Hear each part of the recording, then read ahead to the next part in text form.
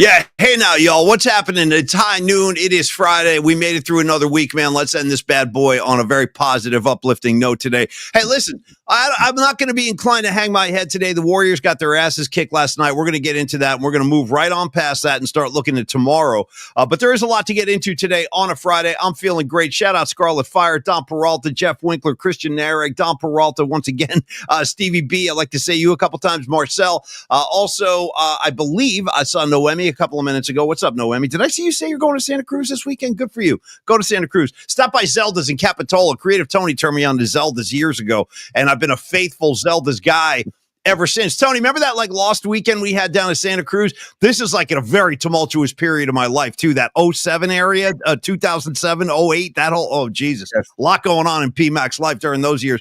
But anyway, Creative Tony one year, he scooped my ass up, and he goes, here's what we're going to do. We got to rearrange your head. We got to get your head in a better place. So he took me down to Santa Cruz. We were watching the surfers. Pleasure Point.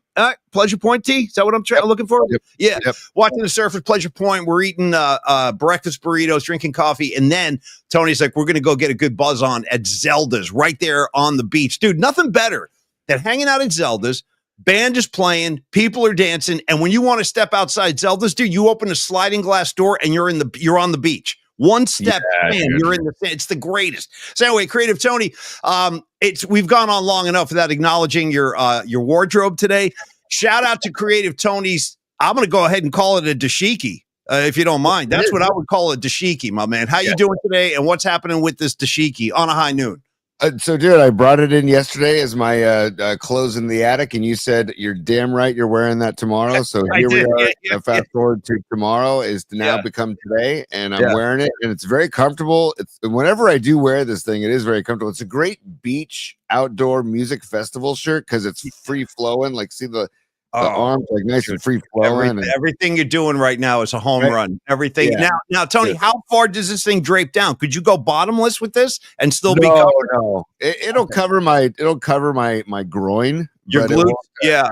It won't get past much past that, and I'm not, I'm not Tommy Lee, so I got you. Say no more. Hey, Tony, what is your choice of clothing on the lower half? Then what's the proper thing? Do you go shorts, matching pants? Like what? How do you pull this off? Shorts, most likely. Like this is a big time festival shirt. Whenever I go to a festival, this thing makes the trip with me because again, I don't want to have something tight on me. I want to be free flowing.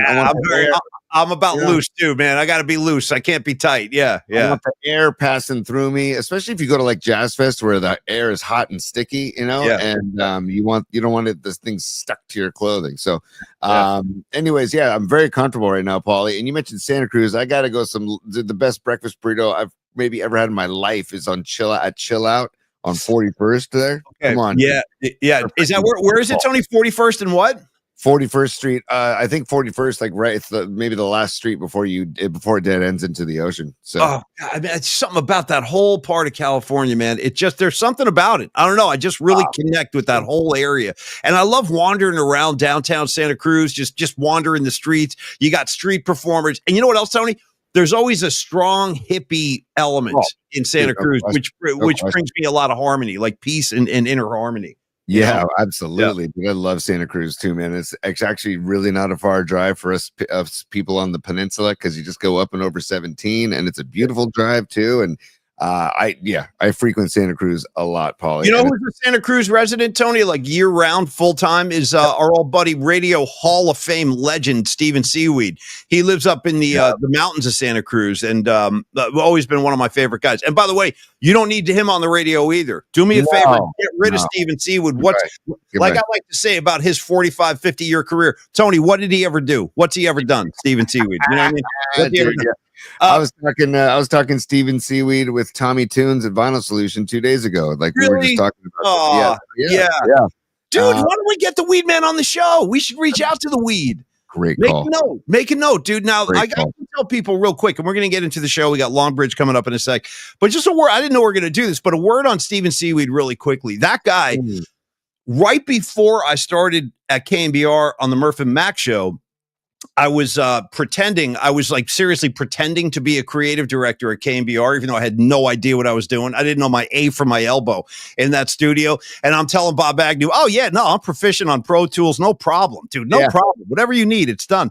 And anyway, when I was doing that, I was also working on the air at the Bone. And I got to tell you, Steven Seaweed is the guy who single-handedly taught me how to do FM radio the proper way. Winks, dude, Winks, you hung out with me in that studio. Remember 107.7 The Bone? Winks came up to see Motley Crue once and sat in on one of the shows I was doing in the old studio. So anyway, shout out to the Weed Man. I'd love to get him on the show. And Tony, final word on your Garmin today. Dude, I'm getting flashes right now of Eddie Murphy in Trading Places. Oh, yeah. Come on. And when he gets on the train, Merry New Year, and he gets into that whole rap, dude, and here comes, bro, I got a bandana right here. I'm saying it's time to start again. It's time to start flapping. Dude, do you have something you can hit your shoulder with? I feel like you need. I don't think I do. So the thing is, I was bummed out because this shirt, this dashiki came with a matching cloth hat that fit like a glove on the top of my head, and I can't find it. I lost it. So, that would have been nice. The hat with the tassel hanging down and stuff. Oh, bro, I don't think it had a tassel, but it was form fit. It's kind of like those hats that what's his name used to Neil Peart used to wear for Rush. Those form fitted hats, almost like a cycling helmet kind of thing, like almost, but it's like all cloth and it matched the pattern of the dashiki. So I'm bummed that I missed that or I lost that, but it's all good. I still have the dashiki and I'll be wearing it proudly throughout the show. And all summer long as well, Paulie. Have you ever worn that to a show, a fish show, a dead show, any kind of gather? I would assume it's very extremely well received at that kind of show. Yeah. I mean, it is well received, and then some people are like, "Damn, dude, I don't have the balls to wear that." I'm like, "What do you mean? It's comfort. It's comfort and style, I guess. I don't know. I just like the comfort."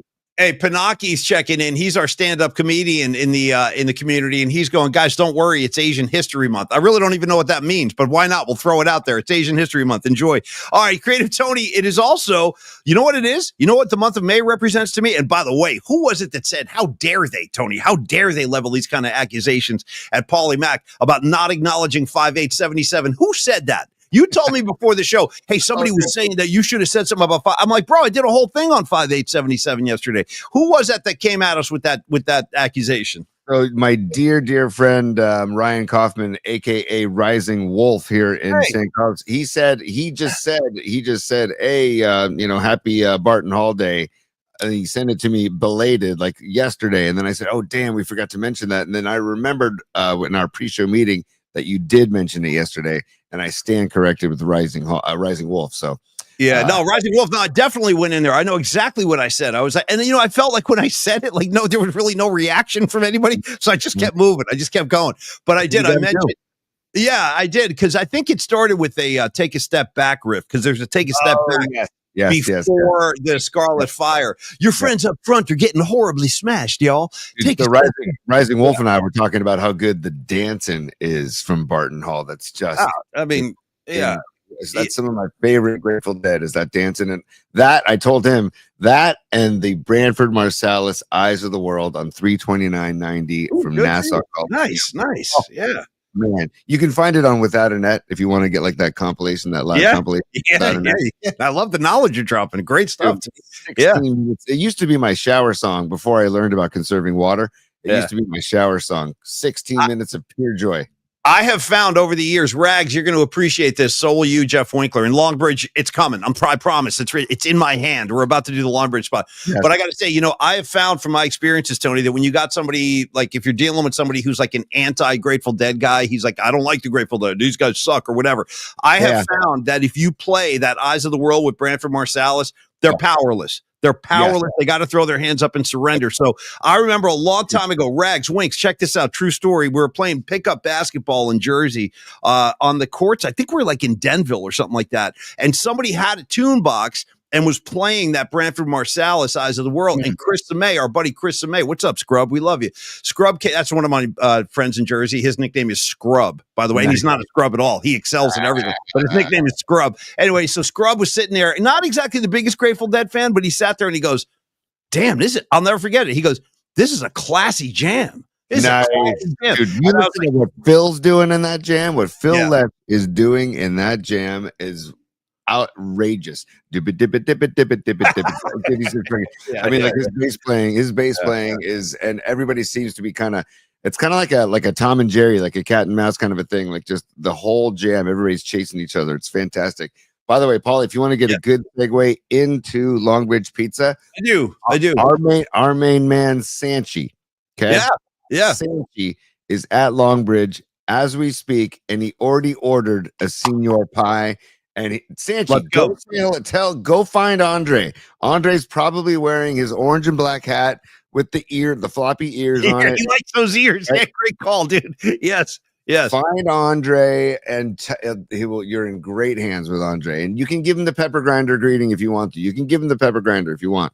Hold on, Stevie B. Now you're flexing Denville knowledge now, dude? Okay, so Stevie B, we're going to have to sit down and talk Jersey, Grateful Dead, all kinds of stuff you and I need to talk about. But I see you flexing Denville knowledge. That's awesome. Did you know, while we're talking Denville, New Jersey, that Senator Bill Bradley, NBA world champ with the New York Knicks in the early 70s, Tony, he was a senator in New Jersey for a long time, and I lived there. He used to go to Main Place Deli in Denville and get his favorite subs. They had great sandwiches down there. Anyway, on to Longbridge. Here's what's happening right now. In the back room at Longbridge, Tony, they got you wearing the dashiki.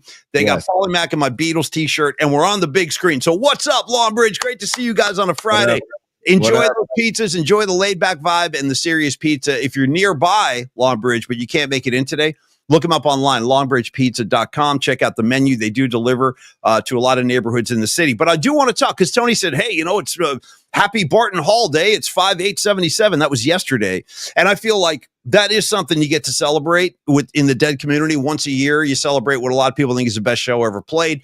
And that's what happens when the Senior Pie comes out, because it only comes out in May. Only getting this bad boy in the month of May. So one more time, because I had fun yesterday tripping all over myself trying to get all the ingredients into, one read, because it's extensive. Tony, grab a pen and jot this down. Here we go.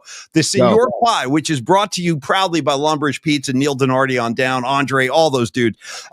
You got your tomato sauce. You got your sourdough crust. Check. Okay, now, what are we going to do about the cheese factor here? Why don't we do this? Let's combine cheddar and mozzarella. We're going to blend that together, sprinkle it all over the pizza. Then we come in with the chorizo. Then we got the red onion. Then we come at you with the spicy pickled peppers. Then, Tony, the exotic ingredients, here they come. How do you feel about me dropping some crema on this bad boy? Yeah, but I ain't stopping there. I'm not stopping there. Now I'm coming off the top rope with cotija. Cotija, Tony, jot it down. Cotija, understand it, live it, learn it, love it. And then finally the Cholula. That wraps up the very exotic flavors of the Senior Pizza. And again, the Jerry Garcia Band cover of Bob Dylan's Senior, also worth checking out, preferably while you enjoy the Senior Pizza, available only in the month of May. So get down to Longbridge and enjoy. Also, Tony, would be a great stop before Game 3 of the Warrior Series tomorrow at Chase. Stop by Longbridge, grab a Senior, walk right on down to Chase and enjoy the game. Root on the Dubs. Tony, your thoughts on Longbridge on this Friday afternoon? If you want me to become like the social director of the show and for the PMP Army, I'm happy to do it, Paulie, because I've already told people to go plan their Saturday by going up to Dr. Young and the Young Dental Group, get your teeth checked, and then spend the day in San Francisco. How about tomorrow? Go up. There's the Dog Patch Spring Market right near Longbridge Pizza in the Dog Patch neighborhood. It's 11 a.m. to 5 p.m. Longbridge will be taking part in that. There's local businesses, artists, food, live music. Takes place at 22nd and 3rd Street right near Longbridge Pizza. And then you hang out at Longbridge, and then you go to Chase Center. And if you have a ticket, you're one of the lucky ones. You go inside. You read the notes. If you don't have a ticket, you can watch it in Thrive City right there, or you can stay at Longbridge Pizza and watch the game there as well. So you're stoked. Dog Patch Spring Market going on tomorrow. I like Dogbridge, though. I like the way you combine the two. It's like the best of both worlds, man. Head on down to Dogbridge. You know what I mean? That's like our new neighborhood, Dogbridge. Yes. And by the way, at the end of the show today, when we talk about Longbridge again, I'm going to bring some meat locker pizza porn to the proceedings. Okay, because you're talking about the Senior Pizza. We've already shown the videos of Senior Pizza.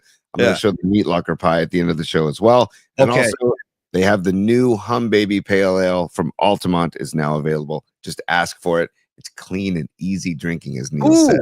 Ooh, Yeah.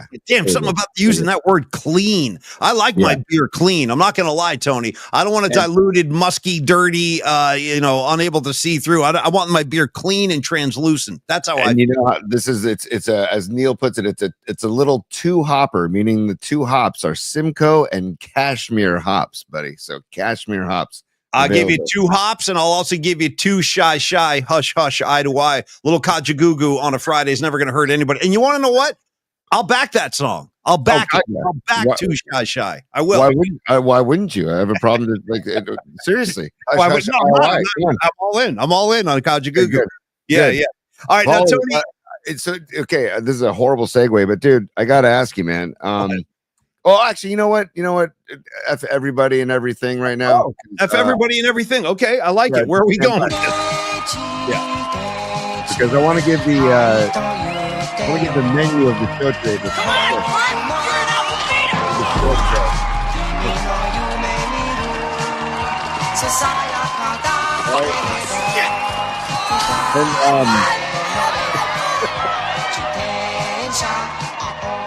I might just start doing this year round, dude. Just hitting my shoulder. Let people bring it up. Like, what's he doing? Like, why is Paulie Mac hitting himself? Well, you're going to have to find out. You're going to have to ask me and we'll have a conversation. But I might just start doing this, dude. Going to games, you know what I mean? Sitting at the Warrior game, just doing this the whole time. Maybe it'll work. I don't know. I'm willing to try.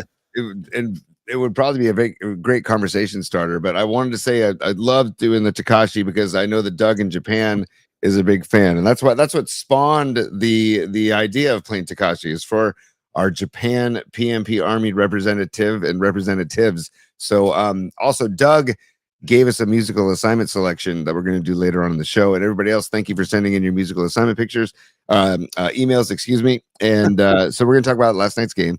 We're going to do a mailbag. We're going to particles of impeachment, musical assignment, and somewhere in there, the same way like how Branford Marsalis would kind of tickle his notes in on the Eyes of the World Jam. In and out, snake in and out, somewhere in there, we're going to sneak some bookmarks in there, okay?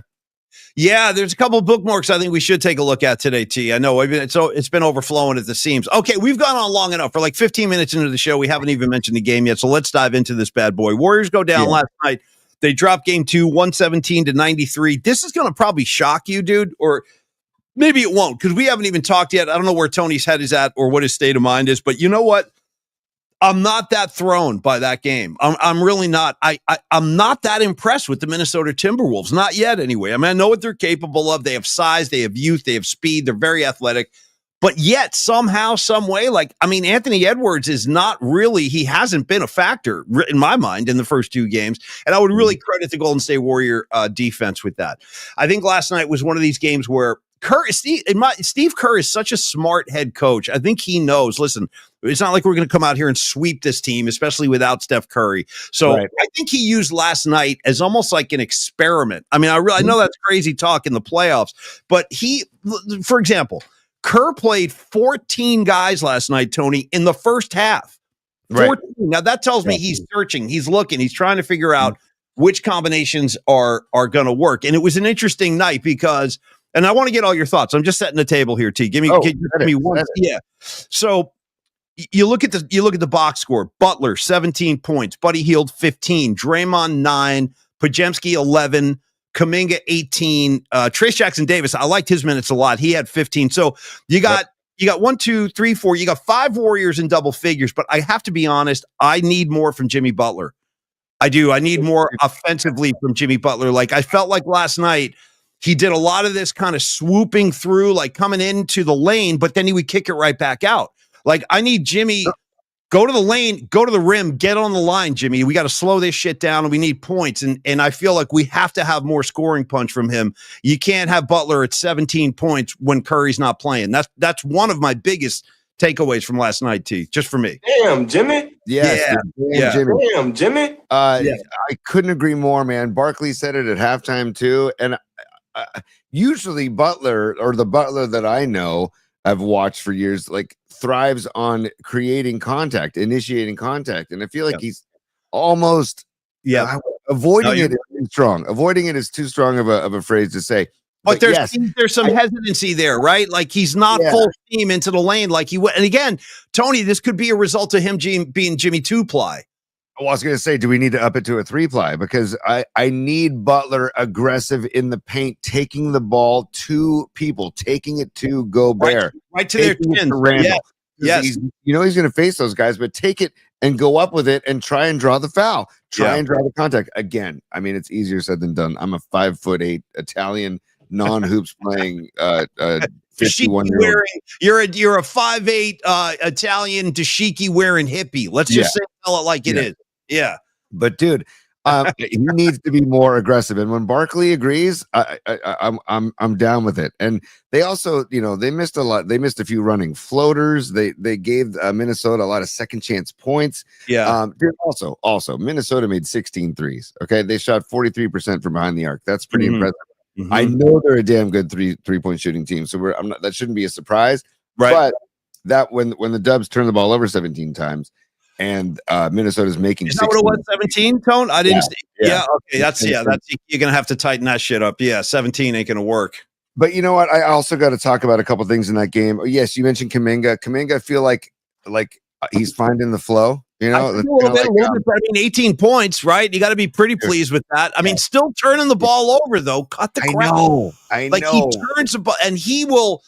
Like he'll take the ball into the lane and then almost like can't decide what he wants to do with it. Should I go up with it? Should I kick it out? And then boom, it's a turnover. It's like he needs to be more assertive as well. Like no thinking, just ball. Yes.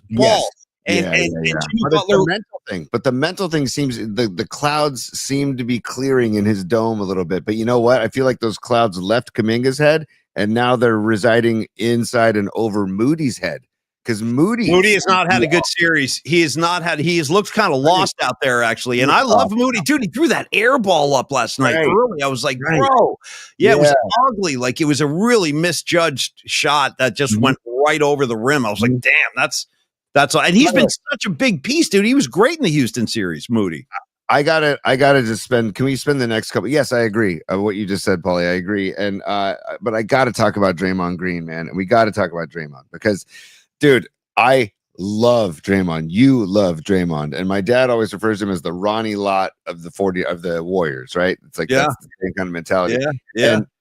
And, I got to say, I understand why he was pissed off last night. I really do. Now, when you need to have a plain clothes Steph Curry come off the bench and pull you back, like I know, then you need to come correct. You need to come correct and chill the F out, Draymond. But I understand why he's pissed off. And Shaq said it at halftime too. He goes, man, when somebody's up on you, like Reed was, like right in his face, like right up on him.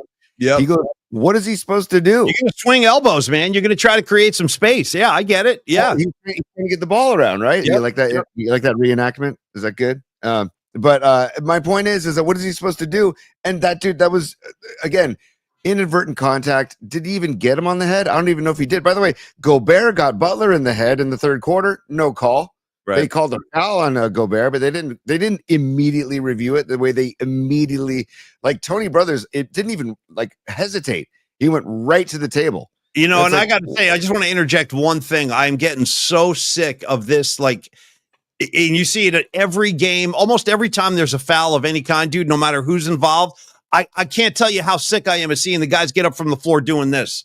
Right, that's the new symbol. Like, it's the new symbol. It's a foul. Just go to the line, shoot your free throws. Let's play basketball. Cut the crap. Because everything's got to slow down. Review. No, dude, sometimes it's just a foul. Straight up. You don't have to review every goddamn call. Anyway, Tony, how is that a technical foul, dude? Like, I don't, so I understand Draymond has every right to be pissed, and it does feel like there is that the target is on his back, and he knows it. He needs to be aware of it. But, dude, also, that wasn't deserving of a technical foul in my humble opinion. We don't know. I feel you, bro. We don't know what he said, though. He might have dropped the magic word. You know what I mean? Like, you don't know what he said to the ref that could have warranted a technical. But I will say this. It's funny. It's kind of ironic because you brought this up yesterday. Like during our show, you were like, dude, don't forget, Draymond is 2 T's away from a freaking suspension. Wait, is it flagrants or technicals? What's he piling? Flagrants. He only has room for 2 more flagrants, and he had room for 3 more technicals. Now he only has room for 2 more. And we're talking about the remainder of the postseason, not just the series. I know, and I really worry about this because let me ask you a question. I should know the answer to this, but I don't. If let's just say worst case, let's say he gets another T on game 3, then he gets another T in game 4. They would suspend him for game 5, and then after that, is the slate wiped clean, and you start all over again at 0? It's like going to Las Vegas or something. I got a clean slate now. Start me back to 0. I mean, does it go back to 0 after that? Honestly, they would have to clean the slate. Yes, you got to get. I would believe that they would clean the slate for whatever the infraction is. I would worry though that they would just continue to suspend. Like they wouldn't just keep suspending him, right? With each T that he piled up after 2 more. I don't know the process because luckily we haven't had to deal with it. I know that's the thing. We don't usually have to deal with this, but dude, everything you said yesterday and everything you're saying right now are legitimate points and legitimate concerns because the Golden State Warriors are not going anywhere without Draymond Green. They're not. They're not going to go. They're not going to win any series without Draymond Green on the floor. He knows that. Kerr knows that. We all know that. Ultimately, it's up to him. It's up to Day-Day, and he controls. Correct. And Pine Needle's checking in. He says he doesn't think the slate is wiped clean. He thinks that they give you room for 2 more after that. They probably, I guess that's a good point. That late in the postseason, they don't probably wipe the slate clean again. But Draymond, he had multiple players having to hold him back. And it's like, Draymond, you have to, you're not a young kid anymore, right? You're a savvy, you're an NBA vet. You have every right to be pissed off in the moment. Right, but once the call is made, you got to move on. Tony, the call. No, I know. I agree with you, man. I agree. This is part of Draymond Green, dude. We've been dealing with this for 13 years with this guy. You love him, but he makes you bite your nails because you don't know. I don't think he knows what his next move is going to be sometimes when his emotions get the better of him. Sanchi is a super on a Friday high noon show. Tony, let's get him some love right there. Yeah, dude. I put Fly By Night up today. I got my Rush album out. So nice. It was Rob Brooks when Brooksy came over about a month ago and he was looking at my setup and he was like, dude, you should, because he looked at all my records, all my vinyl downstairs, and he was like, dude, he was going crazy, flipping through everything. And then he goes, you should like rotate albums up on your shelves when you're doing your show. So I don't know if anybody caught it, but I had Public Enemy up for the most of the week. And then on Friday, I just felt like it's time to change the vibe a little bit. Yeah, so I threw Rush Fly By Night up there, Sanchi Great Eye. And let me tell you guys something really cool about the Fly By Night record. If anybody has this on vinyl, try this at home. And Particle City, man. Particle effing City. We got a big thing happening right now. This is crazy. I'm going to tell you this because you know who taught me this? Steven Seaweed. The little anecdote I'm about to drop was I got turned on from Steven Seaweed. So check this out. At KSA on 107.7 The Bone, they had, everything was computerized, but they did have a turntable in the studio. You could play songs on vinyl if you wanted to. So one day, Steven Seaweed and I were in there and we're talking about this album right here, Rush, Fly By Night. And he goes, dude, if you let side 1 of Fly By Night play through all the way, the last song on side 1, I think, is By Tour and the Snow Dog. Killer tune, great jam tune, heavy as hell. At the end of the song, you hear like these kind of wind chimes, like you would hear like outside of somebody's porch, but they built the record so that when the needle goes off the final groove, it just repeats on the chimes. So if you leave it playing, you just get like this cool wind chime thing happening. Like try it at home. Anybody who's got Fly By Night, Sanchi, if you have a copy, try it. I didn't know that. And I'm a monster Rush fan, and Steven Seaweed turned me on to that. So try that at home. And that's more particles for your weekend. And Sanchi, thank you for the contribution. Great to see you, brother. Enjoy that Senor pizza pie at Longbridge, by the way, too, Sanchi. So, Paulie, yes. And also the Minnesota fans, the Butler boos are just lame. Like corny. So corny. You guys are looking so small time. And by the way, dude, outside of Salt Lake City, the whitest looking fan base I've ever seen. And it's Caucasians as far as the eye can see, dude. It's like a whiteout in that joint. You know what I mean? And I got to tell you what.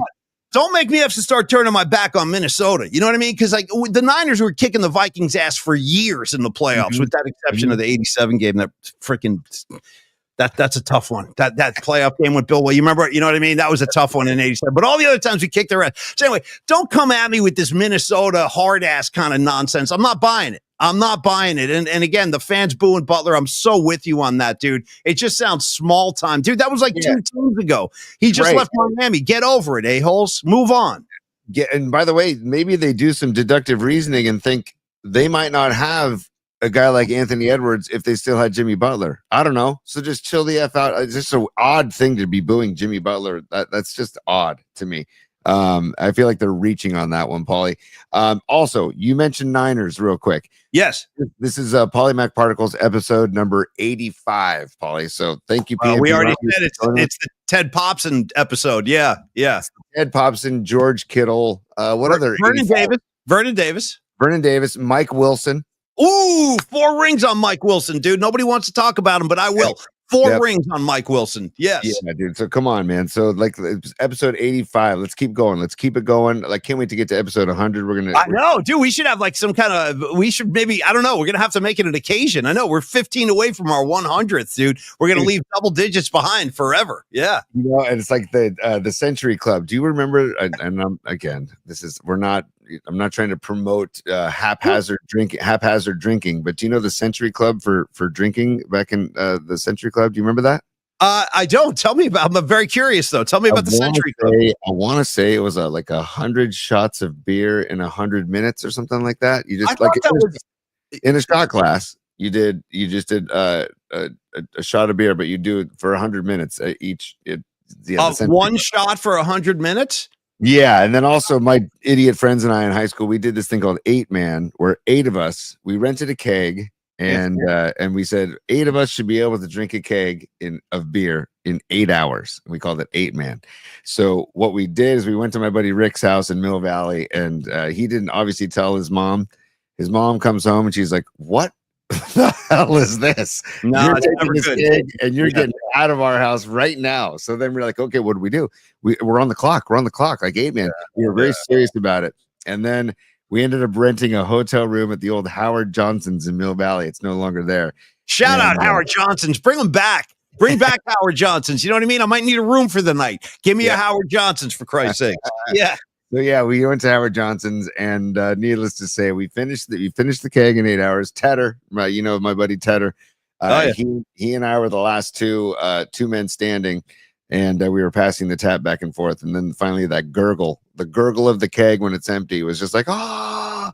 So I don't know why I even went to that story. No, but, I'm glad you did, because now there's you triggered a whole bunch of things in my mind. I could easily unfurl a couple. Did I give you another one? Do you want another rag story on a Friday on a high noon? I don't have to. Sure, dude. Sure. I don't have to. Yes, and yes. Go ahead, please. Okay. Come on. Well, this is kind of a different here's a New Jersey version of what you just explained. And by the way, quick question: how many beers equate to 100 shot glasses of beer? Like, how many cans of beer or bottles would that be? I'm not sure. I'll look it up, but I know the 8-Man in 8 hours, the keg was probably like around 24 beers per person, but over 8 hours. And it was also like, I think it was light beer or like Coors Banquet beer. So it wasn't like, any of this dank hoppy stuff No. Yeah, it's got to be light. Let's keep it light. Let's keep the beer clean, Tony, like we were saying. Let's keep it clean. All right. So real quick, here's a rag story for everybody. Another strange but true tale of rags as a high school kid in New Jersey. So I think we were like freshmen in high school. We're just getting our feet wet in the kind of party scene. We really don't know what we're doing.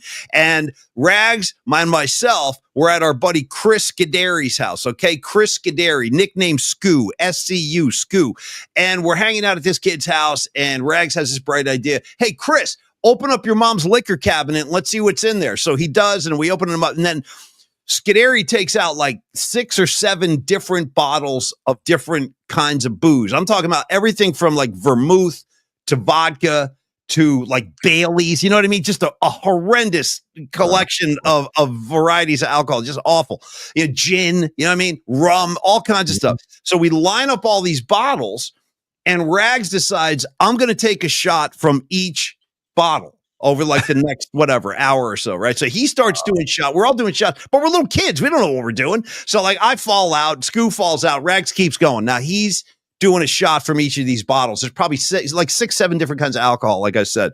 Now, while this is happening, Tony, you got to keep in mind the house next door is this guy right here. So the house next door is having a high school party for these older kids. We're like freshmen. These are like seniors next door. So Rags comes staggering out of the house, falls face down on the lawn, right? Because he's hammered. So bam, he goes down. He's lying on the lawn. We're trying to pick he line on the lawn like Donger and 16 Candles? Exactly like Donger. Yeah. Exactly like Donger. Yeah. And then the only thing we were missing was a couple of guys from the party to come over, roll them over and go, hey, Smack, is that your Rags right there? You know what I mean? It was like we're almost at that point. But anyway, the kids at the party next door, the big kids, see what's happening. They see that Rags is wasted. We're trying to pick him up, drag him inside. Rags gets sick. Okay, so now Rags is throwing up. He's throwing up on the lawn. And I'll keep this as vague as possible, but I can just tell you that he had the contents of his previous meal are now on the lawn, and it was pretty easy to see that he had been eating spaghetti. Okay, keep that in mind. I know. Stand by. So we're dragging him in, and these guys now, they're throwing stuff at Rags. And again, these are like the older kids. These are the kids like 4 or 5 years older than us. And they're like, look at the freshman. He's passed out. You know, they're throwing stuff at him, throwing cigarette butts on us. We clean up Rags. He's so wasted. We got it. And we're like 14 years old. So I go, Rags, we wind up calling his older brother, Greg, and his kid, Greg, comes over, picks up Rags on a moped, throws Rags on the back of the moped, drives him home. Rags is out of the picture now. Yeah. But now, Chris Canary and I, we're going to exact our revenge. You ready for what we did? We walk over to the lawn where Rags had gotten sick, and now there's like all the spaghetti sitting there. So what do? We go into his garage. We get a shovel. We shovel that up, and we just start chucking it on all the seniors' cars. Okay, that's how we used to. I know. Hey, if you attack one of us, you attack all of us. You know what I mean? It was that kind of crew. So, and now they're going to know I did that. So now I'm going to probably catch a beating next time I go to New Jersey from Billy Cronin, right, Rags? No, you won't, because you got Steve Bisecchio. Will have his back, and he'll have your back, and he'll have his posse ready to defend the name of Paulie Mac and the Paulie Mac particles, buddy. So I think you'll be good next time you get back to Jersey. Anyway, another strange but true Rag story on a Friday high noon. Every word of that is true. The spaghetti went right on the windshield of all these seniors' cars for picking on Rags. Now they're messing with me, and that's how we handled situations back then. All right. Anyway, Paulie, yes. Actually, I have a question for you. It's not a top 3 question because we're not doing top 3 today. But I have a question for you. What's your comfort level or what's your worry level for game 3 tomorrow? Because I got to be honest, mine is escalating by the hour. Like, you know, because I just rewatched the game and I'm like, you know what? If they keep hitting threes like that, because dude, they have the 5th highest 3-point percentage in the NBA this season, the T-Wolves. And Father Finch, dude. By the way, there was they had him. I'm sick of Father Finch. I officially don't like him. I officially don't like him. He had his hands on the screen like this at one point during the game, and I'm like, oh, look at Father Finch. I am a little worried without Steph, man, because and even Charles Barkley at halftime was like, you know, they don't really have a backup point guard, the Dubs. They have Pat Spencer, but he did not have his greatest night. He had problems with turnovers last night. It wasn't a great night for Pat Spencer, but you're right. They don't have like what we were so spoiled with, like a Sean Livingston that could come off the bench and just take over like seamlessly. Livingston. Livingston. Man, thank you for bringing up his name. Finish your point. So he was saying we don't have a backup point guard, and he's worried. He's just worried for the Warriors. And Kenny Smith was riffing. He goes, well, no. What do you mean they don't have a backup point guard? He goes, we don't have a backup Ernie Johnson. If Ernie Johnson leaves, it's like we're not going to start reading the teleprompter. He's like, this show is screwed without Ernie Johnson. right. And basically, Kenny Smith was saying the Warriors are screwed without Curry, and that's why Draymond needs to be on his best freaking behavior. Maybe Draymond needs to go into the Al Davis confessional, like a preemptive Al Davis confessional, because like he needs to be an altar boy. He needs to be a choir boy. He needs to just chill out and be on his best behavior, because if he gets suspended for a game, I mean, we're done. Oh, the Warriors are done. If they can't win any without Draymond Green and Steph Curry, no, you got no chance, man. Right. You got no chance. So I hear you, but I don't expect Draymond is going to change his demeanor or his behavior or the way he plays. He only knows that one way to play. He switches, the switch goes on, and that's it. That's what you're going to get. There's no there's no levels of Draymond. There's full on or full off. And I think he's going to continue to play that way, man. Well, yeah, but full on. But then when you, like I said, when you have a plain clothes Steph Curry getting off the bench to come get you, I know. You gotta take that message and receive it deep within your soul and say, okay, this team is on my back right now. Jimmy Butler and I are the leaders of this team right now. We need to lead. Butler, you need to be more aggressive. Play with your 2-ply pants on fire. And Draymond, you need to cool it, man. Like New Edition said way back in the 80s. Cool it now. Cool it Ooh, now. Yeah. You're gonna lose control. Cool it now. Anyways, but you know what I'm saying? Like, cool it, Draymond. Cool it. I love Draymond. I love him. And I said he's got every right to be pissed off for that technical foul. Yeah. But dude, you're not going to change the refs' minds after the fact. I mean, I've talked to my little league kids about this all the time. You can't control what the umpires call. You can't control the umpire's strike zone. You can't control safe or out. Yeah. You got to move on. You got to move on. You can vent to me all you want as the coach. You can vent in the hallway. Stan Van Gundy had a great point. He goes, Draymond should actually not go back to the bench. He should take a walk into the tunnel, into the locker room, and cool his ass off. Maybe he actually did say that. That's a good call. Yeah, he did. That might be the only thing I liked that Stan Van Gundy said last night, dude. You know how you were saying you were pissed at him in game one? I maxed out on him last night. Maxed out. Dude, he's trying to be too cute, too funny. Oh, apparently the Warriors aren't as good without Steph Curry on the floor. It's like, dude, They pay me. They pay me for this analysis, Brian. You heard that shit. I was like, bro, I'm going to freaking reach through the screen and wring your fat little neck right now because he was driving me nuts last night. And we're getting him again, dude. I think I heard him say, we'll see you in San Francisco. And so now we're going to have to see him out here. Yeah, he's probably a great guy. Matter of fact, we had him on the show once, Murph and Mac. He's a great guy. But, dude, cut the shit with these like little jokes and these little riffs he's sticking in there because they're not helping. Tony, they're irritating me. You know what I mean? You know what's also irritating me, Paulie? And I'm going to play a soundbite just to start this. Yeah. I we'll have enough time. Go ahead. Will Ferrell, right? Yeah. I'm finally at the stage where I'm irritated by Will Ferrell because of those stupid Fleetwood Mac things. Yeah, enough is enough. I'm with you. Will, you don't need the money.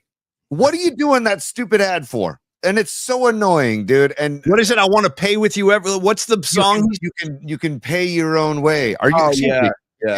Are you paying for something while standing in line? And then he sings, "You can pay your own way." I'm like, dude, come on, man.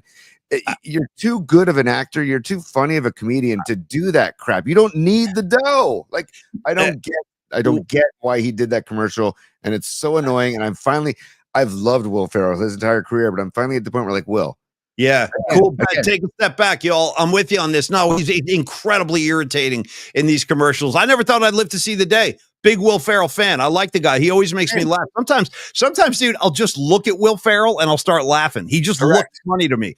And if you want to be reminded of how brilliant Will Ferrell is, go back and watch some of his Saturday Night Live stuff, dude. He was a force of nature on that show. But no, I'm with you, dude. The thing is annoying as hell. You want to know which one has me now? Obviously, Cars for Kids. If I have to hear that one more time, I'll go on a mass murdering spree. I can't take the kids with the shorts and the socks. Oh my God.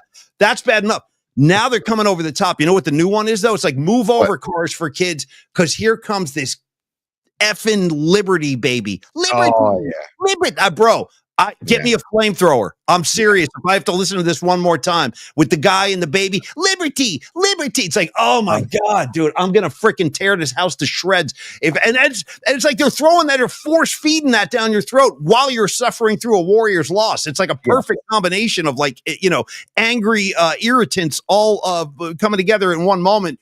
Anyway, I had to get that off my chest. You got a problem with Will Ferrell? I got a problem with the Liberty baby, dude. Big problem. Big time both. And Paulie, I know we do Tony's top 3, but I got also Tony's got 2 here. Utah, give me 2. Dude, Andrew, yes, I've seen the video of Will Ferrell drumming with Chad Smith because they do look alike when they're sitting next to each other on drums. The Chad Smith, the drummer from the Red Hot Chili Peppers, that is definitely worth a view of PMP Army if you haven't seen it already. Yeah. And then second of all, Paulie, I'm laughing at Rags. Let's do the whole effing village, bro. That's how kind of I'm right up on that line, Rags. I'm right up on the line. Shout out Kevin Dillon and Platoon. Go ahead, Tony. Dude, and I forgot my other thought. It's unbelievable. It just came and went, and that's too bad because it was. Oh, I remember what it was because you mentioned Cars for Kids, and this is a funny little behind the scenes story. Does anybody in the United States of America? That's the one thing everybody can agree on in this divided age we live in. We effing hate the Cars for Kids commercial. We hate those kids. I hate everything about it. I hate that ad so much. It's driving me away from their service. Like I probably could donate a car. I could give you guys not to them though. Not to them. I've heard you guys have pissed me off so much. I'm turning my back on the kids. How do you like that? I'm turning my back on the kids. Yes. Yes, I've heard some shadiness. I can't document anything, and it's alleged, but I've heard some shady things about the Cars for Kids, and also Shannon Kaler and I, behind the curtains in the creative department at our former employer. Yeah. I had the idea. I'm like, hey, if Cars for Kids is so annoying, but everybody knows the jingle, why don't we make like our own little KNBR jingle and play it on the show? And so we created this 808 KNBR. I don't remember that. Yeah. No, well, you don't remember it. And then like 808 KNBR. And then I think the tagline was 808 K, pick up your phone today. Good idea. I like the idea. It's a good creative idea. I like it. Yeah. I played it for management. I'm like, hey, just want to make sure this is cool. We're going to put this on the Murph and Mac tomorrow morning. And they lost their minds. In a bad way. This will not see the airwaves ever. Who was the boss at that point? I'm curious. I'm going to keep names out of it, Paulie. I'm going to keep names out of it. I'm just saying that I was like literally warned. Give me the first initial of the last name. You just leave it there. One letter is all I'm looking for. There's an L. There's an L involved multiple times. There's that guy. Yeah. Of course, dude. What I mean, yeah. Anyway, it was. I don't know if that L guy knows anything about comedy at all. You know what I mean? When you're talking about L, it was fun. We were having fun with the idea, and I was like, L doesn't want fun. This guy L you're talking about, he wants nothing to do with any of it. Yeah, it got shut down instantly, dude. So when you brought up the Cars for Kids, I was like, oh boy, here we go. So back to your worry level, Paulie. By the way, what would that guy have said if you rolled into his office with that Cars for Kids spoof spot you had wearing your dashiki? How would that have gone? You know what I mean? Sorry, you don't want me to put up my coffee. They wouldn't like that too much. What in God's name are you wearing? You know what I mean? This is a dashiki. Is what this is. Yeah. Are you trying to make some sort of a statement, Tony? Right. Yeah. No, my statement is F you. That's my statement. My statement is I got double guns. Yes. My statement is comfort. My statement is my sister gave me this as a gift. My statement is Congo Square, New Orleans jazz. My statement is F you. That's my statement. Double guns if you don't like it. Yeah. Okay. Yeah. Okay. Sorry. Go back to your thing, man. My bad. 1 to 10 worry level of game 3. Oh, okay. You know what? That's what I was saying at the beginning of the show. This might surprise you. I feel pretty good. All right. I do. I actually feel pretty good. I think that if that was Minnesota's best punch, I'm not that impressed. Like I'm really not. I still see a lot of inexperience out there. Again, as I've said, Anthony Edwards has hardly, taken over either one of the first 2 games. His impact has been minimal. He had 20 points last night. Like, okay, nice night, but not like a game-changing night. Certainly not a series-changing night. Now, he could go off. I realize that. Anthony Edwards, he could go off for 40 points tomorrow. But again, what I think the solution to this is a more aggressive, offensive-minded Jimmy Butler. He has to be. This is why he's freaking here. This is why Dunleavy went out and made that move and got him to Golden State. Not specifically so that if Steph went down, there's somebody who could cover that kind of offensive workload, but just for the killer instinct, dude. Like everything you said earlier, Tony, I would reiterate in that. Be aggressive when you're going to the rim. Don't just kind of run through the paint and kick it out to Pajemski, who's in the corner, who's going to miss a 3. Right. Dude, go to the rim. Draw some fouls, man.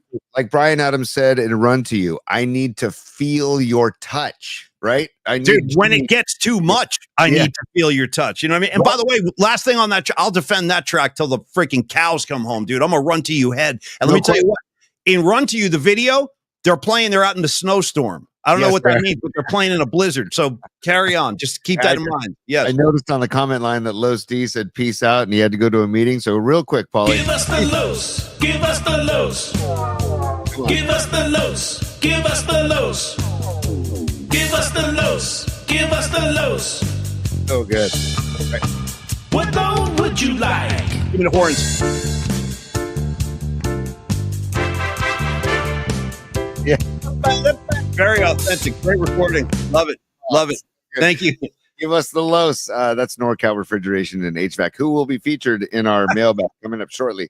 Paulie, I'm actually a little more worried than you, to be honest with you. And I don't know. I just am a little more smarter than I am. Honestly, you're probably a lot smarter than I am. I'm like, I probably should be a lot more worried than I am, but somehow, again, I'm not that blown away by what I'm seeing with Minnesota. I feel like if the Warriors simply raise their level of play, they can beat this team. They can. I don't have a problem with the Warriors played defensively.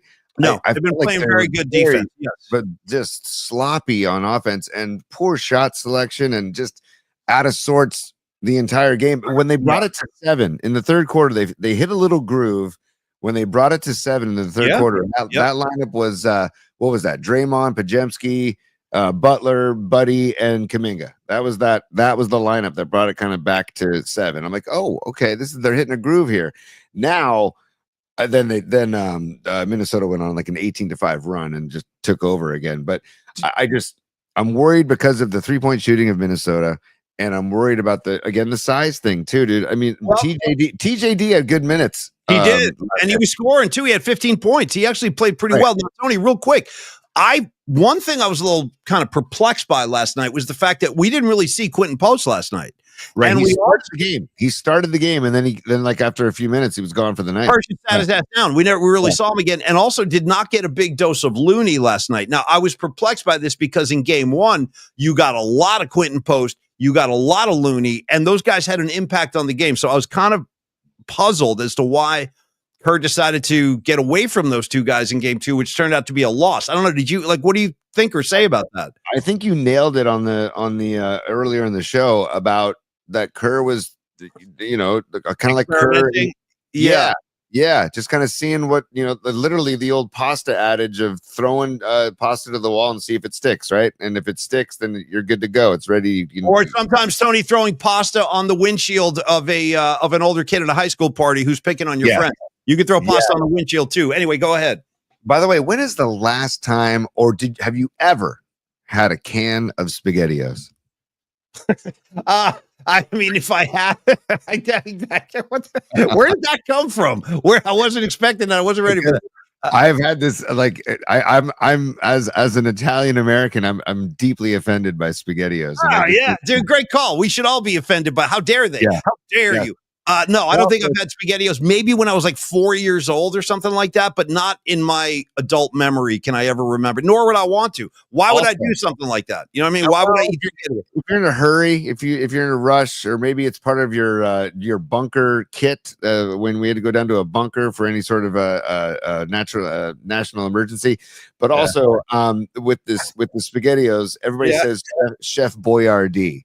Now, can we just at least pronounce it correctly? Where if you wanted, it's Chef Boyardee, not Boyardee. Okay, it's not. So it's like Neil Denardi of Longbridge Pizza. Okay, let's not get the Boyardee. Do that Chef Boyardee SpaghettiOs is really good stuff, man. Just sprinkle some Parmesan on it. Like no, right. Look at Leah Phillips just coming in with the final word on all this. Fuck those SpaghettiOs. Bam, done. Leah. You know what? I mean, sometimes you got to get gangster with it. I'm with you on that, man. F those SpaghettiOs, man. Hey, Tony. Your F-bomb made me just want to do a sports flash trigger. I shouldn't have done it. I'm trying not to do that. Give me another one, Tony. I know. There's a million reasons we should not be cursing on this show. And I actually try not to, but every now and again, that made me laugh. I had to get the real word. And look at the reaction. I got an explosion out of it. So you know what? It paid off. Totally. All right, Tony, should we segue? Yes, before we get I'm glad that the refs started calling. And I like Dante DiVincenzo. I liked him as a warrior. Go ahead. I like that he plays with. I'm getting. He's really touchy. He's really grabby. He shoved Kuminga to the side on a loose ball. And I'm like, I saw it. Okay. No call there. No foul there. Okay. It's like, dude, they finally started calling him for some fouls in the second half. I'm like, you know what? We need to call that S when it matters. Like in the first half, when he's doing that. Don't let him get away with that crap. Hey, Steve Kerr, maybe you need to send some footage to the NBA. No, you don't, because you don't stink to that low level like Father Finch. And all the way, Father Finch, did you take justice into your own hands last night? Are you going to take justice into your own hands again tomorrow? That dude, like you said, man, I'm sick of Father Finch. I'm sick. Yeah, F Father Finch, man. F him and his whole whiny, bitching, pissing, moaning, complaining. What? No good? What? I'm getting a little salty now. No, as the show's going deeper and deeper, I'm getting a little more colorful. All right, Tony. Well, here we are at the 54-minute mark. I know we still got to do particles of impeachment. We got a musical assignment. We got to send everybody into their weekend on the right note. So, and we were going to do a couple of bookmarks too. We got a couple of bookmarks. Yeah. Let's do quick bookmarks, okay? Quick ones. It's time Sure, go ahead, laugh if you want to. for bookmarks, Maybe that's how you get your kicks. You and your good time buddies. PMP style. I got a flash for you, Joy Boy. Party time is over. And I got to give some love to that. Dom Peralta made that.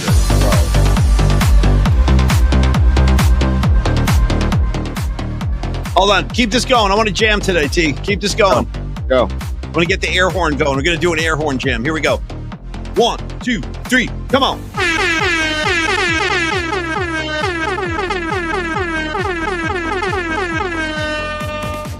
That's how I'm feeling on a Friday, Tony. How's that? All right? Hold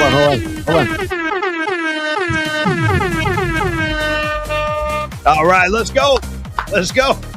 Oh, man. So Yeah. let's get into the bookmarks. Thank you, Joy Boy. That's Disco Joy Boy. That's Disco Joy Boy. It's always fun to have a Disco Joy Boy on a Friday. Thank you, Dom Peralta, for the artwork. And let me load up the bookmarks here, Paulie. This track still works. This track is a very effective dance track you found, Tony. Gets my head snapping every time. Yeah. You know, I was feeling like let's get up in the club.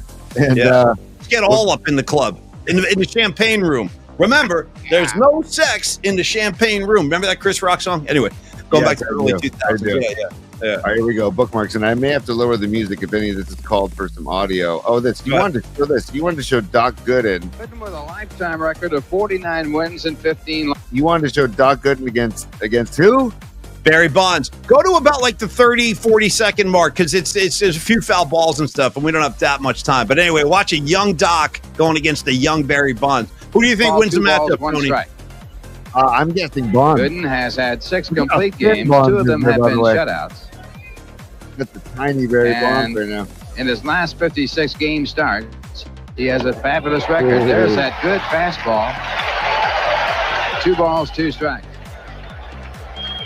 White has thrown 4 high fastballs. Dude, that's great stuff. Look at that. Oh, God, just buy you Barry. Barry. That's rare. You don't see Barry getting it blown by him very often.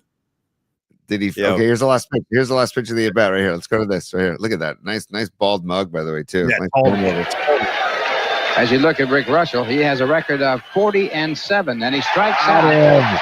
Bonds on fastballs. All got him, dude. That was money. Yeah, Dr. K, man. Dr. K in his prime, I compare him to Tim Lincecum. Like when Lincecum was in his prime for that brief window, and when Gooden was in his prime for that brief window, they were like the most electric, exciting pitchers I've ever seen. Hey, right beneath Dwight Gooden, this is something I wanted to get up because you mentioned this the other day. Alex Van Halen with the you started talking about Van Halen and the gong, and then I go, Tony, not just the gong. He used to use the flaming gong, dude, with the flaming mallet. So it was Alex Van Halen's birthday yesterday. We say happy birthday, Alex. Check this out. Dude.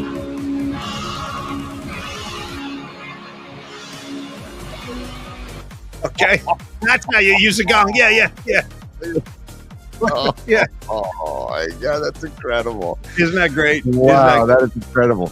I mean, imagine loading that thing onto the stage every night with the stage crew, man. That's a great call. You might need like 10 guys to lift that thing for real. Look at the size of that thing. It's incredible. Yeah. Man. Yeah. And Alex's birthday was yesterday? Yeah. Happy birthday, Big Al. Yeah. I need to read his book. His memoir is supposed to be really good. Oh, it's so good, Tony. Read it. It's about him and his brother and the band. It's a really, really good book. Very touching. Yeah. The Van Halen boys, man. That's incredible. So scrolling down, I saw this too, Paulie. This is hysterical. Yeah. See, Snoop is making sure those little puffs of smoke are coming out nice and strong. Yeah, he's holding up the kind butt, dude. I like him with the gown and the robe on too, you know? Yeah. Father Snoop, I have sinned. Yeah. And the white smoke coming out of the conclave is Snoop responsible for the white smoke coming out of the conclave. That's hilarious. Dude. I still trip out on the fact that Snoop Dogg is now like America's like favorite like cuddly like grandfather guy. Like it's like 25 years ago, dude, he was on trial for murder. You know what I mean? Yeah. Murder was the case that they gave me, and now everybody loves Snoop. I love Snoop, but it's just funny how he has broken through that whole kind of persona that he had like as a young guy when he was rapping and all that. Dude, now he's just like this cuddly great like little ornaments for the country to play with, almost. Yeah, he stayed relevant, which is crazy, dude. Remember, he even did that thing, Snoop Lion, where he went Rasta. He had the Rastas going, and dude, he was at Willie Nelson's 90th birthday party. He got on stage with Willie Nelson and duetted like they're boys because of their love of ganja. Yeah, I love it. Well, I mean, hey, if there's ever like a great advertisement for ganj, it's Willie Nelson and Snoop Dogg. I mean, my goodness, dude. Look, both are in fine health and very happy in life. So, and very happy and successful independent contractors in their own field. What's this one here? What's this new pope? What is this? I don't even know. Time taken to get picked. New pope, 2 days. Shadur Sanders, 3 days. Yeah, man. I like our new pope, by the way. I like the guy. He's got a nice face. I like him. Out of Chicago. He does. Out of Chicago. Also spent a lot of time in Peru, too. This is a cool stat. We wonder why we love Draymond Green. Look at this stat. Draymond Green has 1,000 rebounds and 1,000 assists in the playoffs. The 8th player in NBA history to do so, with the company of King James, self-proclaimed King James, Michael Jordan, Kobe Bryant, Larry Bird, Magic Johnson, Scottie Pippen, and Jason Kidd. I mean, that's incredible. That is incredible. So just give me the last one. Is Steph in the wet tank still? Yeah, see Steph. Yeah, we should show this every day. We should show this every day until he's back in uniform, dude. Because come on, Steph. We need you, baby. We need you. Oh man, so come on, there we go. So that's bookmark. That's a quick bookmarks for the. Thank you, no, that was very satisfying. I got the Alex Van Halen fire gong, dude. I'm all set. I'm good. Totally. Yeah. The fire gong rules, dude. Are you kidding me? Really does. And by the way, the clip that you showed, the fire gong, that was filmed at the old Oakland Coliseum Arena, 1981. That was shot in Oakland. That video. Oh, right on, man. Fair warning for it. Yeah, fair warning for it. Okay, Jesus, man, those shows. I know. God. I know. Yeah. Oh, God. All right. Well, thank you for bookmarks, Paulie. Now, moving on. Would you like to do impeachment or mailbag before we do the musical ass?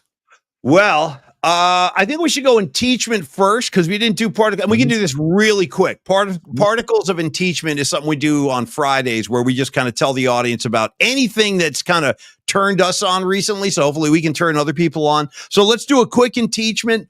And then now should we go, I guess, mailbag and then musical assignment. So for particles of impeachment, Tony, I'm going to go first.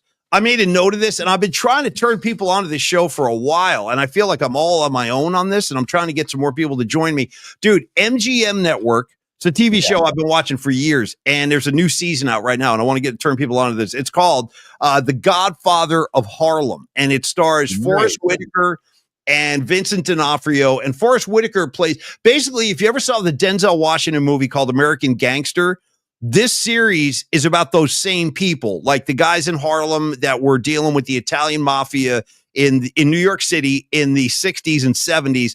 We're talking about like Columbo Gigante. So Vincent D'Onofrio plays Vincent Gigante, Vinny the Chin. These are all real people. And Forrest Whitaker plays Bumpy Johnson, like the biggest heroin dealer in Harlem during those years. And it's a really good show. It's a good examination of like, Italian mafia and the black organized crime up in Harlem and how they interacted and like their wars and everything. So anyway, I'm just trying to turn people on. Freaking Godfather of Harlem. Is there anybody with? Oh, Don Peralta. Thank you, brother. Finally, I have a friend in The Godfather of Harlem. I bet. Yes, Bumpy Johnson. That's right, John Joseph. I'm telling you. Nice. Really good show. But I got distracted because Chip Lang is checking in. Dude, I was at that 81 Van Halen show, but at the Cow Palace. Yeah, Cow Palace gigs. The one I showed was from Oakland, but Van Halen definitely did a lot of Cow Palace gigs too, Chip, and I'm very jealous. I did not see the Fair Warning tour. I wish I did. But anyway, that's it, Tony. My particle of impeachment, nice and quick and nice and tight. The Godfather of Harlem. New episode on Sunday nights. It's really good. Just check it out. Then come talk to me. That's mine. What do you got for us today, T?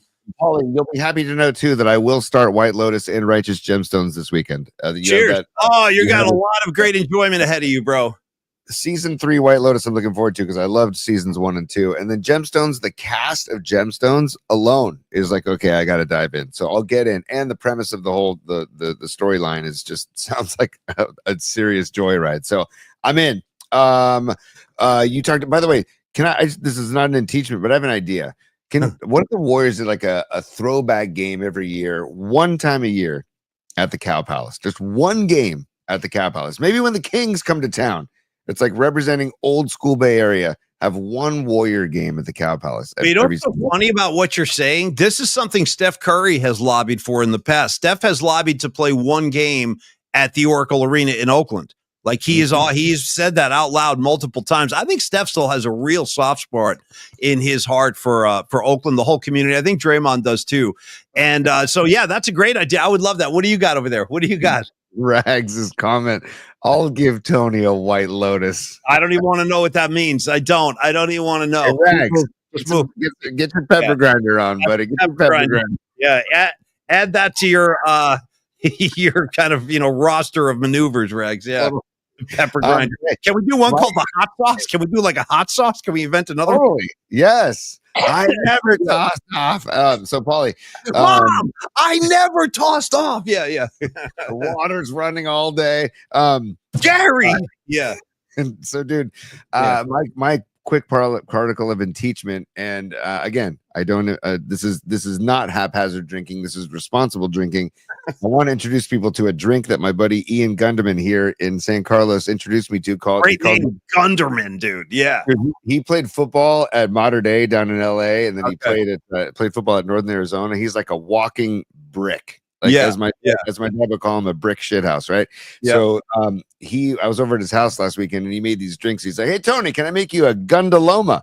And I'm like, because he loves putting his own name in things. And so he made me a Gundaloma instead of a Paloma, which is tequila and grapefruit juice. A Gundaloma he has this tequila that is it's I think the company's called 21 Seeds, but they make a cucumber and jalapeno tequila. You have that tequila, then you have crushed ice, then the key ingredient, Paulie, after some club soda, is Fresca. Okay, all right. Onto the tequila and then some club soda, and you're gonna have a Gundaloma. I just want to say the Fresca, tequila, and some club soda. You'll have a Gundaloma. It's quite delicious and refreshing, and I highly recommend it because it's who in God's name has Fresca available like in their house. I don't even know where do you buy Fresca. Dude, I haven't heard Fresca since Caddyshack when Judge Schmaltz was like, "How about a Fresca, huh?" And he's like messing up the kids here. How about a Fresca, dude? Like, who's got Fresca? You know what I'm saying? So Fresca, I never even realized that it is grapefruit citrus sparkling soda water. Look at this, Rags. I'm getting all kinds of stuff. Fresca's delicious. Scarlet Fire. Fresca and vodka rules. How about a Fresca? Food Max. Frank is going, dude, you can get it at Food Max. Thank you, guys. Okay. All right. Frank Banducci. I love it. DeLauder. Frank Banducci. DeLauder. Yeah. Welcome to the show, Frank. And we don't get it. We don't get many Franks in my life. No, I need more Franks. I need this guy. Frankie. If I was going to have another son, I would name him Frank. I really would. Yeah. Right? Yeah. You're not Francesco, not Francis, not Frankie. Frank. Yeah. I want Frank. Straight up Frank. Yeah. Since 1966, by the way, Fresca, which I was stunned when I saw that. Tony, quickly, Freitas Granks, great. Freitas Granks. Hey, it's Friday, man. Greatest Franks of all time. Go. Well, Frank Gore, come on. That's the one. I'm going to go ahead. You're not ready for what I'm bringing, but I'm coming with it anyway. I think it was the Dead Kennedys. Tony, here it comes. Frankenchrist. You got me? Frankenchrist. Nice. Go ahead. Give me another Frank. Can I go USF? Well, yeah, Frank Robinson, Don Peralta, great freaking call. And yes, also, who just said that? Leah Phillips. I don't know if we'll have enough time. Frank the Tank. It's a great call. Ever heard of Frank Sinatra? He's another one. Oh, yeah. That's my grandmother's jam right there, Frank Sinatra. But also, chairman of the board, Tony. Yeah. Can I go USF Don Hoops, Frankie Ferrari on you? Dude, I remember Frankie Ferrari. Wait, was Frankie Ferrari? He didn't play at De La Salle, did he? Where did he come from? I'm not sure. He's local for sure, but he's Frank. And one of the great names of all time, man. One of the good. You guys know my boy Frankie Ferrari? Yeah, dude, Frankie Ferrari, the best. And also, isn't Rocky's brother Frank Stallone? 100%. Frank Stallone, another one of the greats right there. Yeah, Frank Stallone. Dude, Noemi just came with that one. Very nice, dude. Stallone. It was Frank Stallone. Nice, Noemi. We're on the same. By the way, Noemi, you and I are on the same page in multiple ways today, so that'll be revealed in a couple minutes here.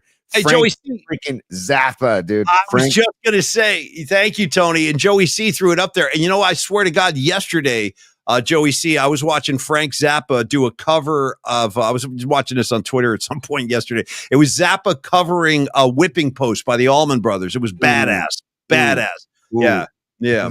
Darren Reyes says Franks and Beans from There's Something. No, respect. Mark Graves, too. Franks and Beans, bro. Someone's got to say it. And shout out, There's Something About Mary. Franks and Beans. Franks and Beans. That's my boy with the hat. You know what I mean? The ball. Yeah. See my baseball. Franks and Beans. Come on.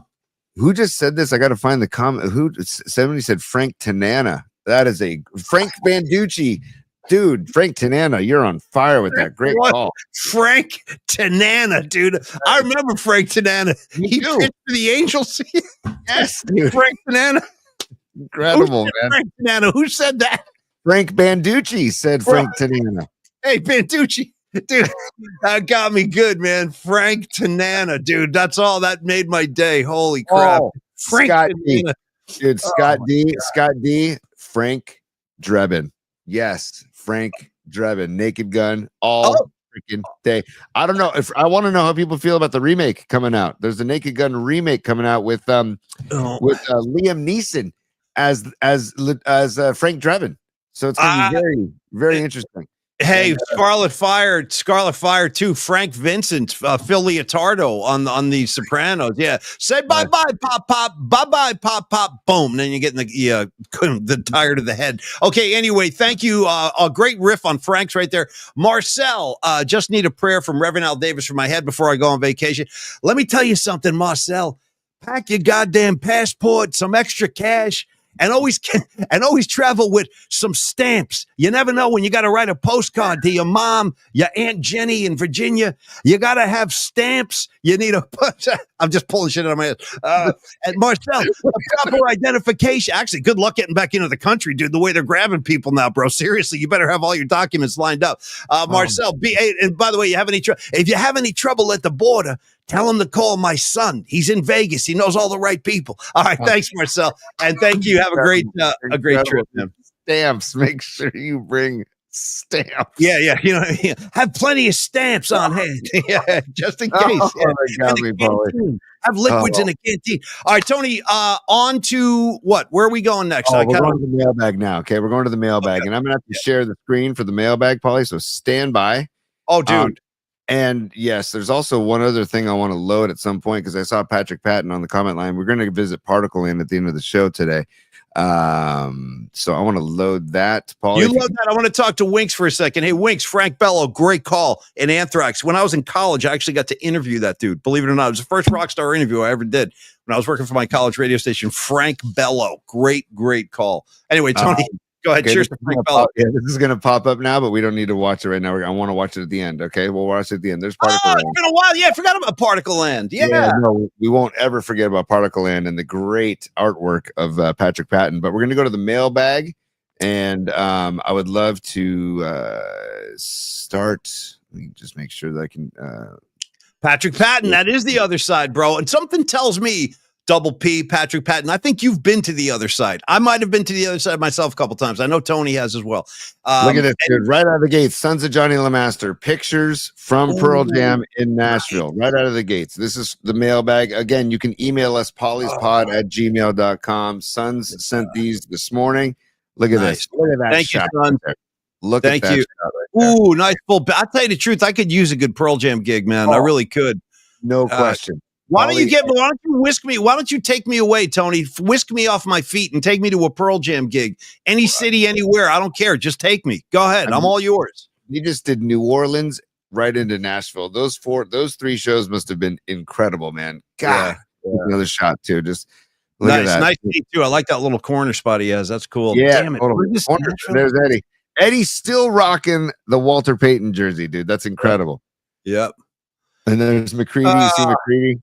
Yeah. I feel kind of jealous, though. You know what I mean? I'm like, look, I'm happy for him, but at the same time, I'm like kind of pissed. I'm like, you know, I need some Klinghoffer. Yeah, see Klinghoffer on the side, all the way to the side, next to McCready. I freaking ride with Klinghoffer, man. That's my boy. You and I, dude, we're OG Klinghoffer guys, man. Well, dude, his work on the Chili Peppers album, The Getaway, is fantastic. No question. It's fantastic. So that's from Sons of Johnny Lee. So let me get back to the main. Thank you, brother. Dude. Here, let's go back to let me find this. Hold on. There it is. Oh, I Okay, just saw leg bong. Yeah. we talked about the leg bong. This is from Sweet Mad Hatter. There it is, Paulie. There, Holy S. there is the leg bong, dude. There it Okay, is. so the leg bong. This is our boy, Sweet Mad Hatter. He's up in Vancouver or Toronto. I forget. I know he's in Canada. Yes. Forgive me. I'm forgetting which No, he's in city. Oregon. He's in Eugene, Oregon. I think he's in Eugene, Oregon. Oregon. Yeah. Okay, my bad. I apologize twice then. Sorry about that. Okay, so he's Eugene, Oregon. And he was saying the other night, he goes, guys, I got like an artificial leg and I made it into a smoking device, like a bong, like a leg bong. And I was like, that's outlandish. I need to see it. And bam, there it is. Hey, Sweet Man had it. And you know what, dude? I really do applaud your sense of humor, dude. You got clearly have a great heart and a great spirit. So thank you, dude. Thank you. And by the way, when I'm up in Eugene, I plan on taking a rip off that leg bong. You probably draw a lot of smoke off a leg bong, Tony. That's a lot of space to cover there. You know what I mean? So as there he is right there. Can you see that photo? Is that the Sweet Mad Hatter? That's the Sweet Mad Hatter holding up the fish that he caught up in Oregon. So look at that. Look at Nice. that boy. And there he is. There's the Sweet Mad Hatter. And I just want to read. He says, hey, the vibe in this community is terrific. Several folks have reached out to say hello. And he says, we've done a great job. He says, I was born without feet, in case anybody was curious. He says, but my dad kicked my ass and had me play sports growing up. Thank God. So anyhow, I still do kick ass. And here's a few pictures. So, hey, his name's William. So William, I don't know if you go by William or if you go by Bill, but dude, Sweet Mad Hatter, thank you for that, man. Can't thank you enough for that. I appreciate it too, man. And thank you for the kind words and thanks for being a part of it, bro. We love having you. And I'm glad the community's treating you. Dude, this is from one of the PMP Army members, Jessica. And she said this we were talking about how you and I should be Ponch and John for Halloween. Ponch is looking pretty good. He's holding up pretty good over there, Ponch, with those big white teeth of his. Look at him. Yeah, he's obviously seen Dr. Matt Young. Looks like Ponch has been into Matt Young's office recently. That's a great call, dude. Yeah. And there's Larry Wilcox next to him. So there's John. And this was at an auto show in Sacramento. They were there. Nice. Estrada and Wilcox were there. And so hey, Jessica, thank you. Thank you, Jessica, for sending that in. I love it. Yeah, dude, Estrada, looking great. Look at Estrada. Hell yeah. Looking great. Hell yeah. Oh, it's so good. So thank you, Jessica. More from the mailbag as we continue. Oh, this is from Scarlet Fire. Scarlet Fire sent this in. This is her Garcia jersey, and she thought you might want to see it. It's her Giants Garcia jersey. She's just spreading the love with the Jerry Garcia jersey, the Giants.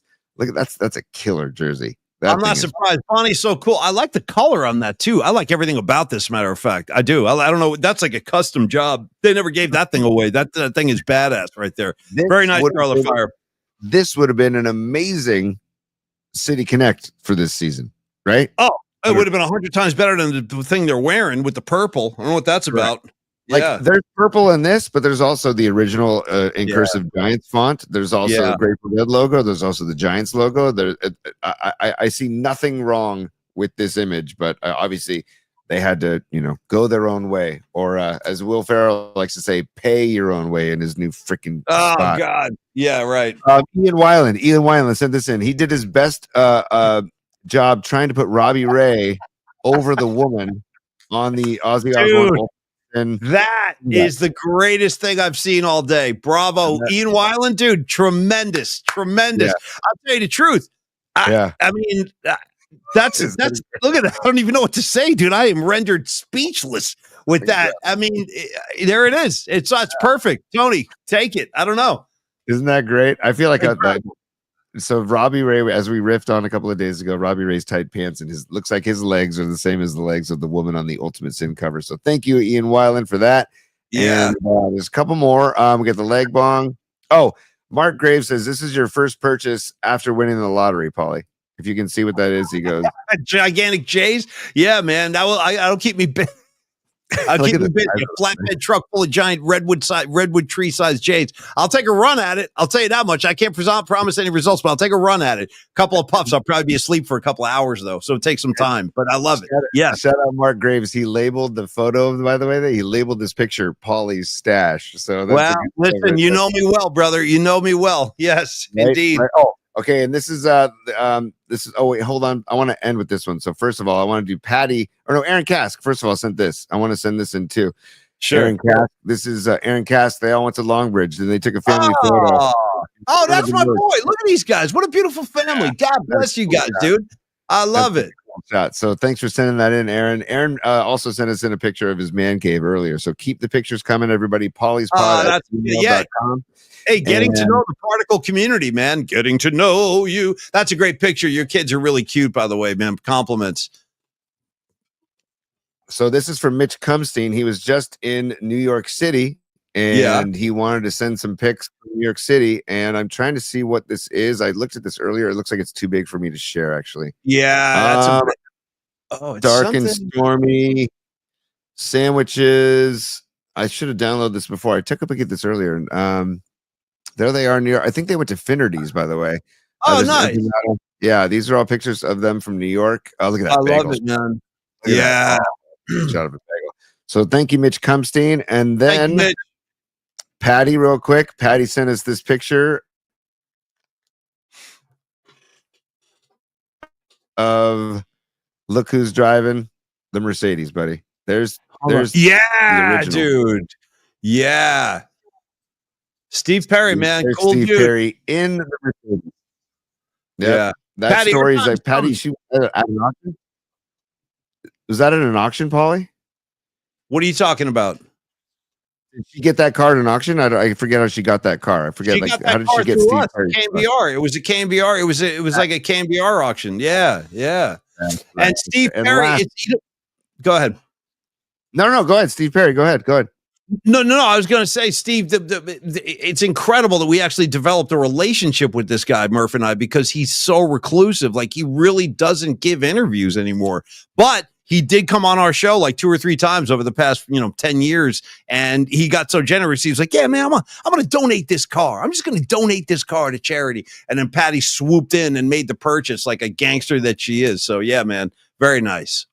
And this is from NorCal Refrigeration and HVAC. If you can see this, do you see this? No, I got something that says couldn't preview the file.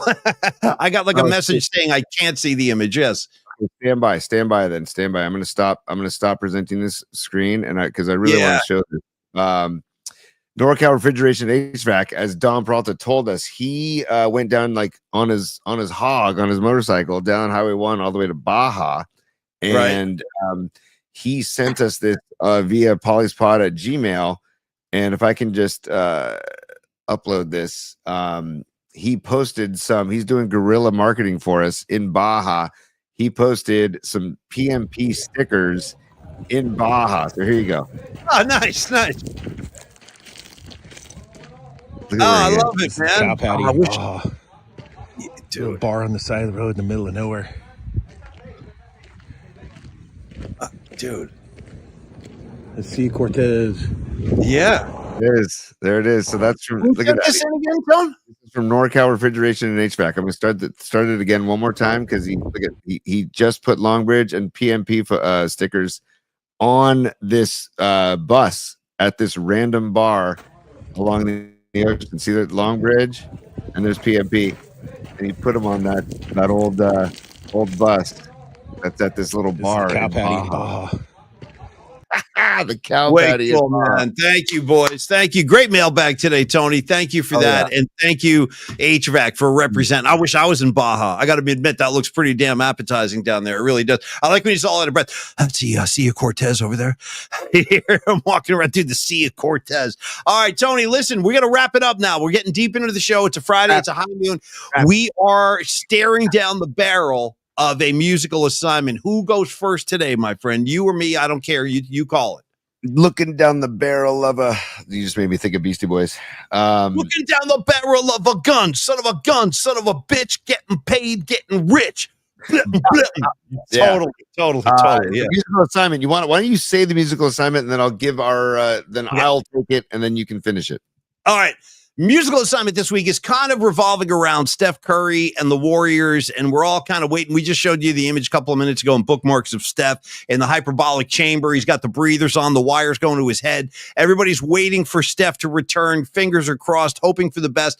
So we thought like songs about healing or songs about like good vibes or songs about like, waiting for, someone to get well, that kind of anticipatory thing when someone's ill and you're hoping they get better. That's kind of the vibe we're going for today, T. I have no idea where you're going to take this, so dazzle me. Dazzle me. You're muted, pal. You're muted. Sorry, buddy. I'm going to dazzle you with Doug in Japan, who started with this. He sent us a message on our YouTube channel at Polymax Particles on YouTube. He said, Domo arigato for the Tekashi hit, and he would like to nominate Daft Punk's Harder, Better, Faster, Stronger for Steph Curry. And that's from Doug in Japan. Thank you, Doug.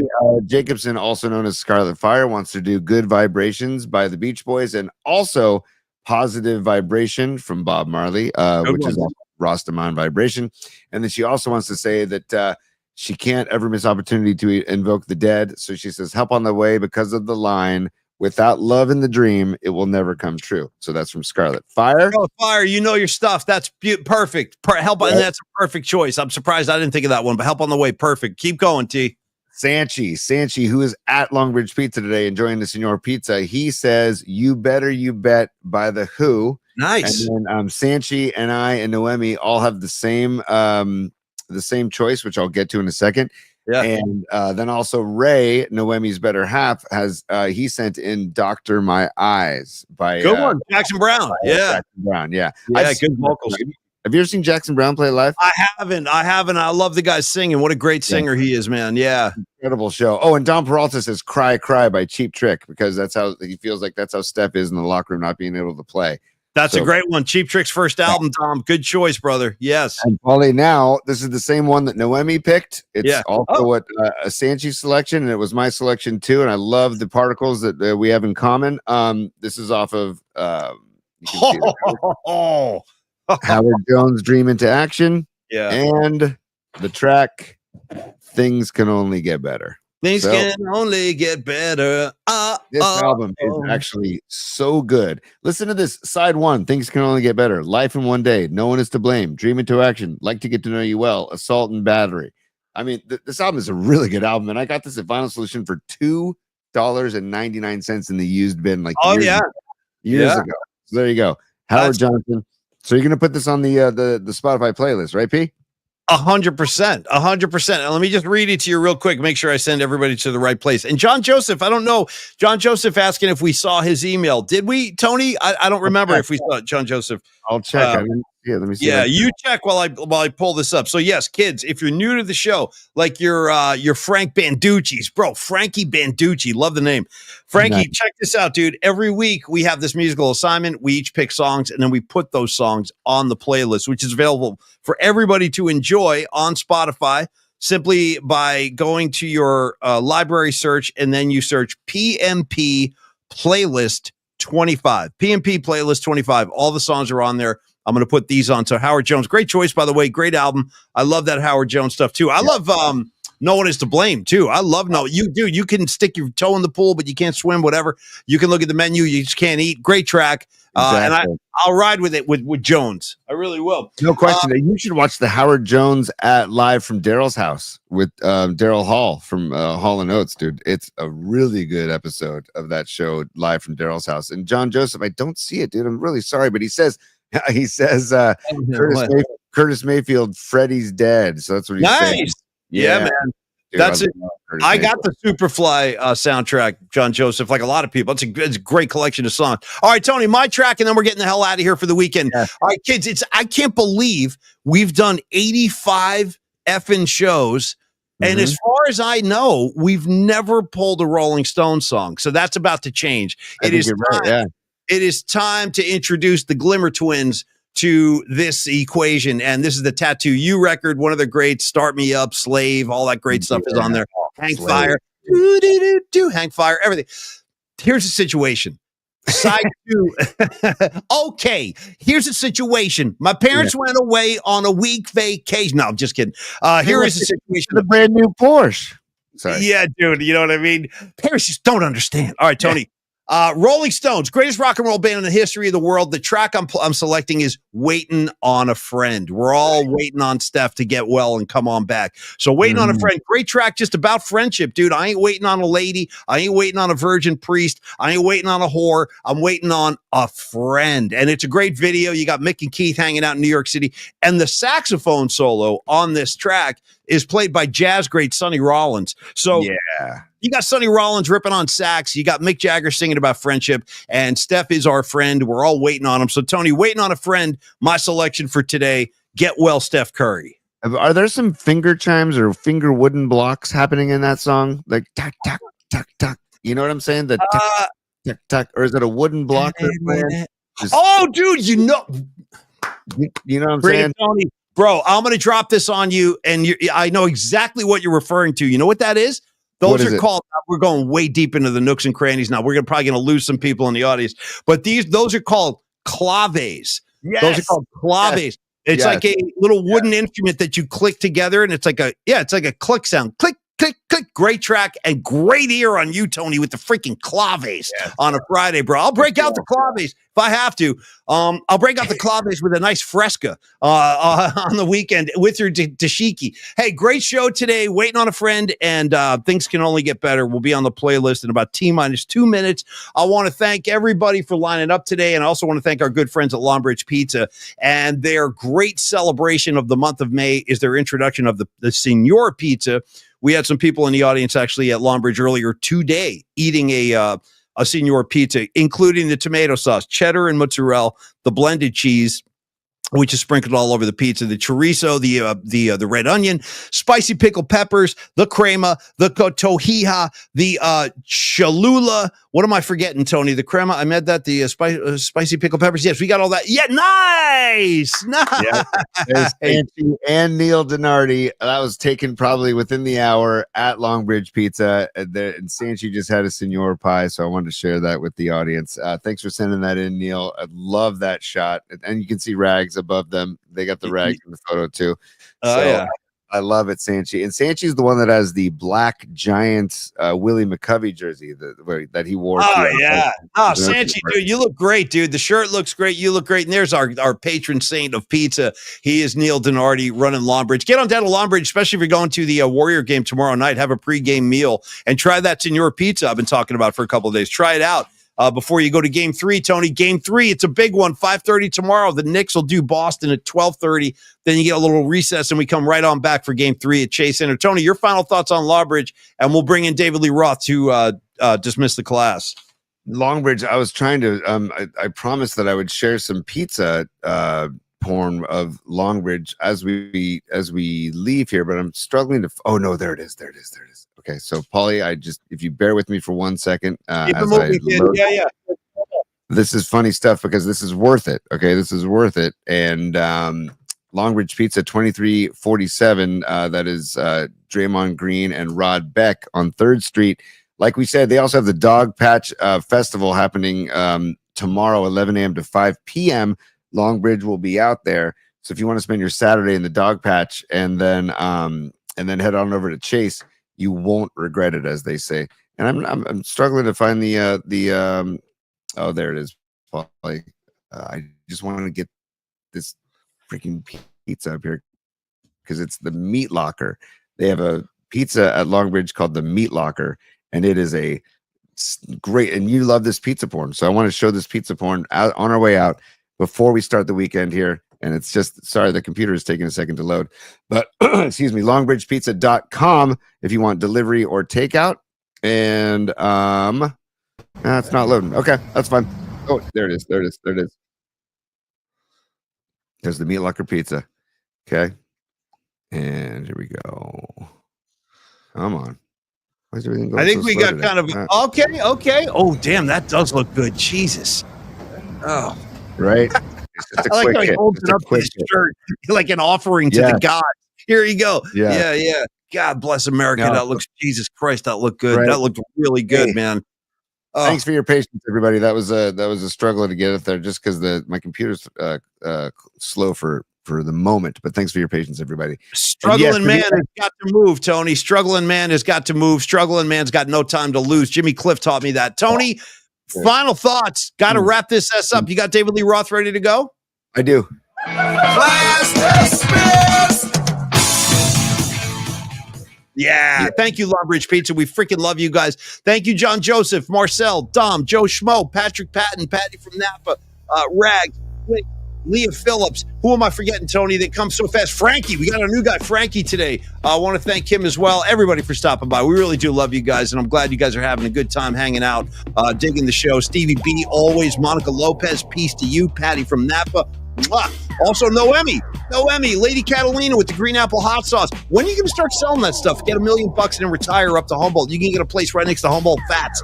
You guys can have like a big garden. You can do your swing dancing. Because I'm telling you right now, Lady Catalina starts selling that green apple hot sauce. I see dollar signs. I'm just telling you, I see a lot of big things for you. Marcel, Spring Love, Scarlet Fire, go do your thing. Oh, enjoy graduation. Enjoy your graduation, Scarlet Fire. Congratulations. Very proud of you. Mark Graves, Leah Phillips, air horns on the way out. I got you covered. Actually, let me do the intro to YYZ again by Rush. Here we go. You ready? Here's YYZ played on an air horn.